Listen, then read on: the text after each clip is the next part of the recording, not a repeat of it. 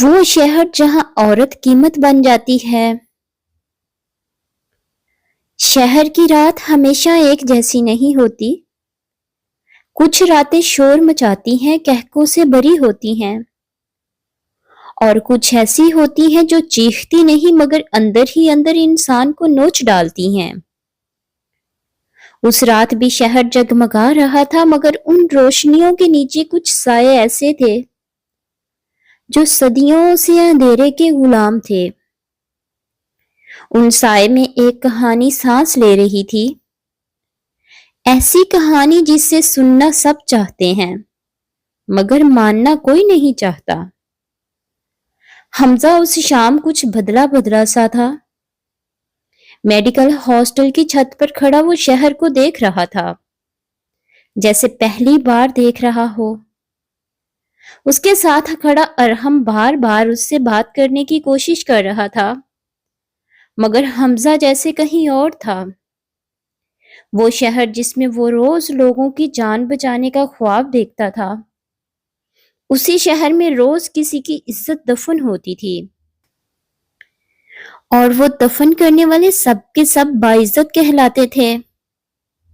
ارحم نے ہلکے طنزیہ لہجے میں کہا کہ آج شب جمعہ ہے، نماز کے بعد معمول کے مطابق نکلیں گے۔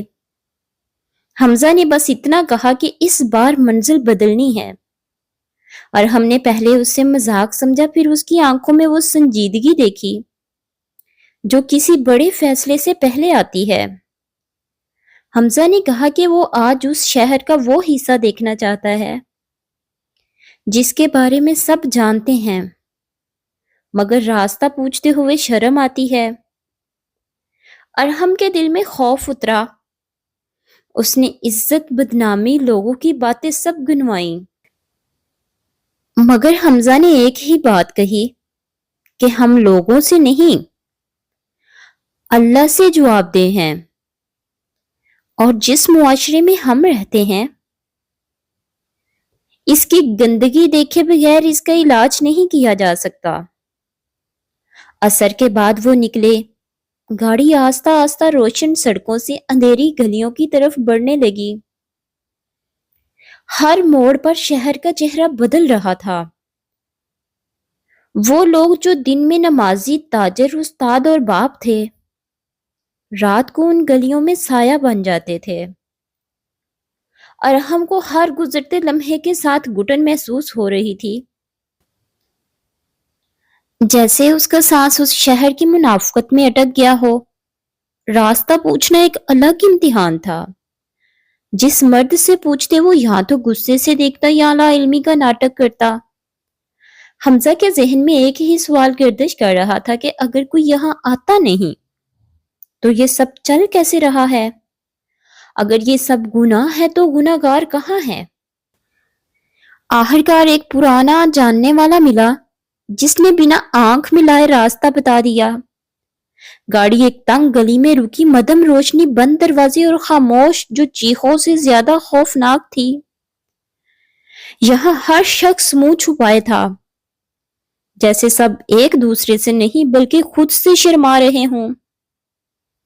اندر قدم رکھتے ہی حمزہ نے محسوس کیا کہ یہ جگہ صرف جسم نہیں خریدتی، یہ ضمیر بھی خریدتی ہے۔ عورتیں نہیں، کہانیاں بکتی تھی یہاں۔ ہر دروازے کے پیچھے ایک ماضی تھا جو کسی نے چھین لیا تھا۔ ایک عورت نے نرخ بتایا۔ حمزہ نے اس کی آنکھوں میں دیکھا اور پوچھا کہ یہاں سب سے مہنگی کون ہے؟ اس کے ہنسنے میں کرواہٹ تھی۔ اس نے ایک نام لیا، سحر، کمرہ نمبر 16۔ دروازہ بند ہوا تو وقت جیسے رک گیا۔ سامنے بیٹھی لڑکی زیادہ سے زیادہ 22-23 برس کی تھی۔ چہرے پر بناوٹ، آنکھوں میں تھکن اور لہجے میں وہ سختی جو خود کو بچانے کے لیے اوڑھ لی جاتی ہے۔ اس نے قیمت بتائی جیسے کوئی سودا ہو۔ حمزہ نے کہا کہ وہ وقت خرید رہے ہیں، وجود نہیں۔ سحر چونکی اس نے شاید پہلی بار یہ جملہ سنا تھا۔ حمزہ نے اس کے سر پر اپنی بہن کا دوپٹہ رکھا۔ اس لمحے سحر کا دفاع ٹوٹ گیا، آنسو اس کی اجازت کے بغیر بہنے لگے۔ اس نے کہا کہ وہ طوائف ہے، اسے عورت مت کہیے۔ حمزہ نے جواب دیا کہ عورت ہونے کا حق کوئی چھین نہیں سکتا۔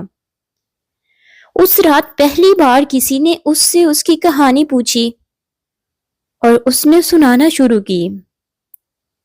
سحر نے بتایا کہ وہ کبھی ایک آزاد زندہ دل لڑکی تھی، ماں باپ کی لاڈلی۔ ہر آزادی دی گئی مگر رہنمائی نہیں، لباس کی آزادی، میل جول کی آزادی، مگر یہ نہ بتایا گیا کہ دنیا کی نظر کیسے کام کرتی ہے۔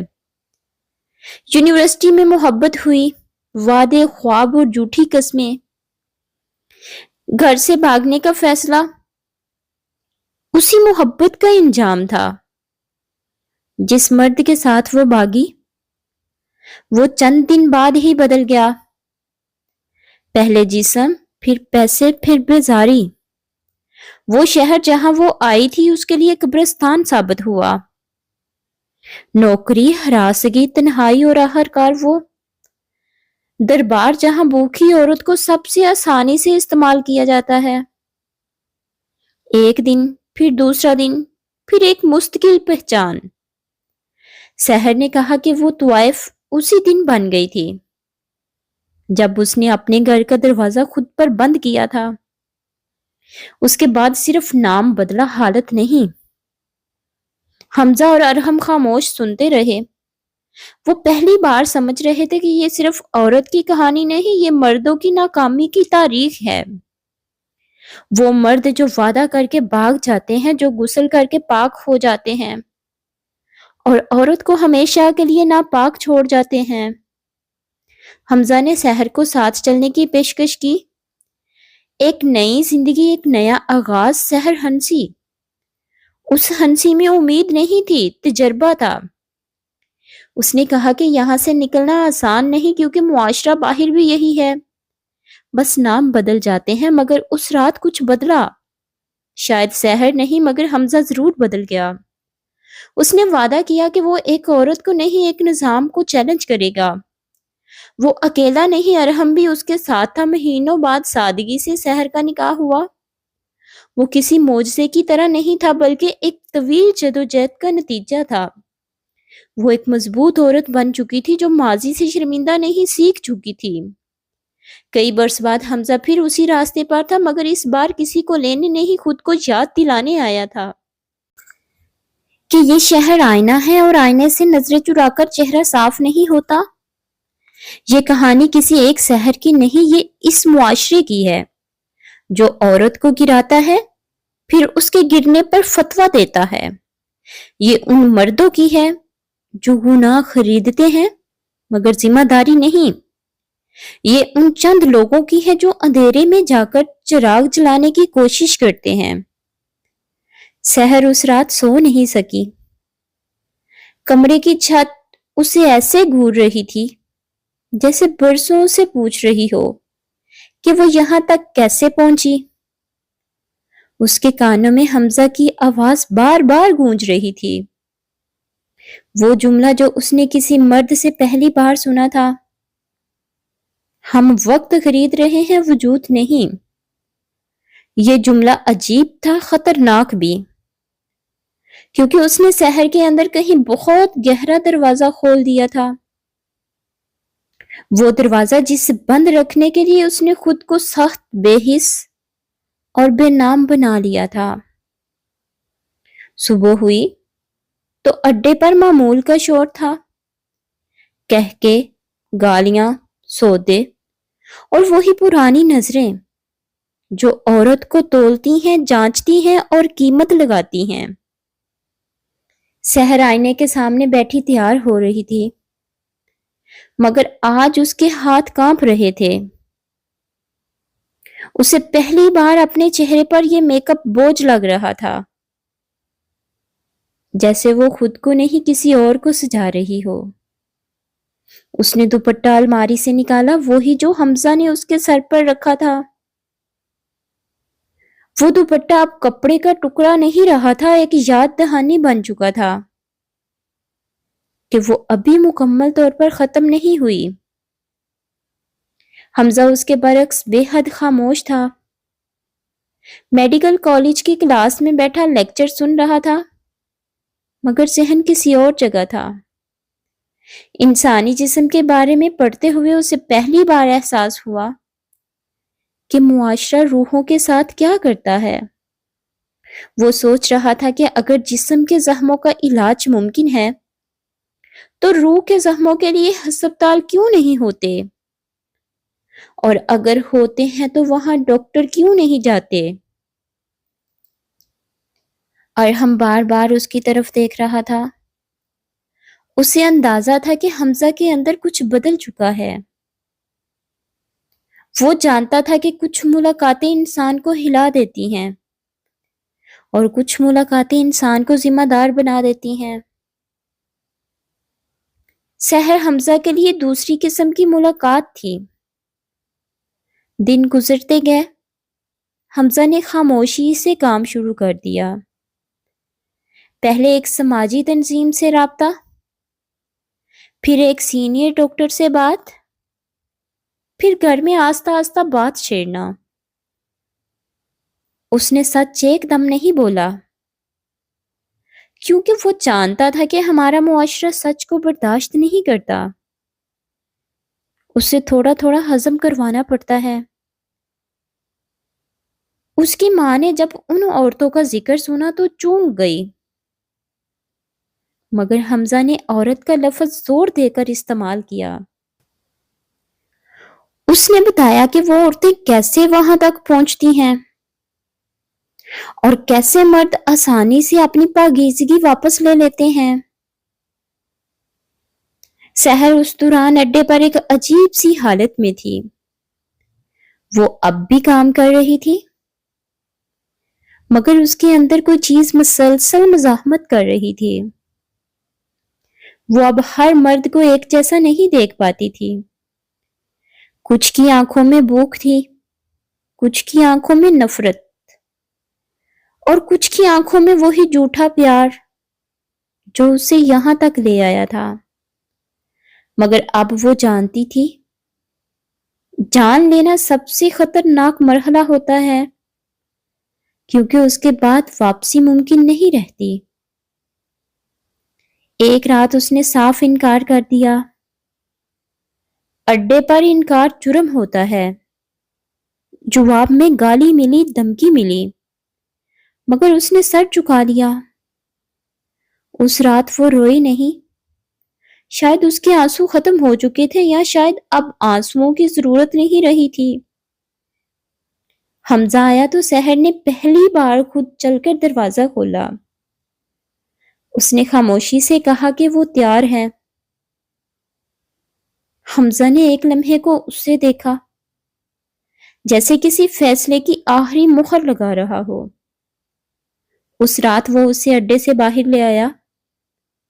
کوئی ڈرامہ نہیں، کوئی ہیرو والا منظر نہیں، بس ایک خاموش خروج، کیونکہ اصل بغاوت اکثر خاموش ہوتی ہے۔ نیا گھر چھوٹا تھا مگر محفوظ۔ سحر نے پہلی رات زمین پر بچھے گدے پر لیٹ کر لمبی سانس لی۔ اسے برسوں بعد نیند آئی، وہ نیند جو خوف کے بغیر تھی، قیمت کے بغیر تھی۔ مشکلیں اس کے بعد شروع ہوئی، محلے کی نظریں، سوال، سرگوشیاں۔ عورت اگر بدلنا چاہے تو معاشرہ اس کے ماضی کو زنجیر بنا لیتا ہے۔ سحر نے ہر دن خود کو مضبوط کیا۔ اس نے سیکھا کہ شرمندگی کا بوجھ کب اتار دینا چاہیے۔ اس نے پڑھنا شروع کیا، سیکھنا شروع کیا، اور سب سے اہم، خود کو معاف کرنا سیکھا۔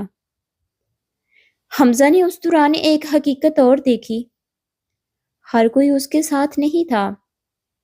کچھ دوستوں نے منہ موڑ لیا، کچھ رشتہ داروں نے سوال اٹھائے، مگر اس کے والد نے خاموشی سے اس کا ہاتھ تھام لیا۔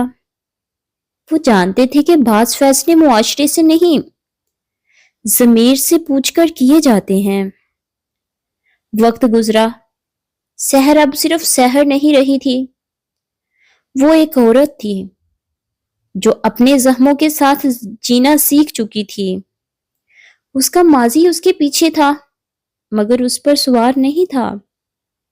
نکاح سادگی سے ہوا، نہ شور نہ اعلان، جیسے کوئی عبادت مکمل کی جا رہی ہو۔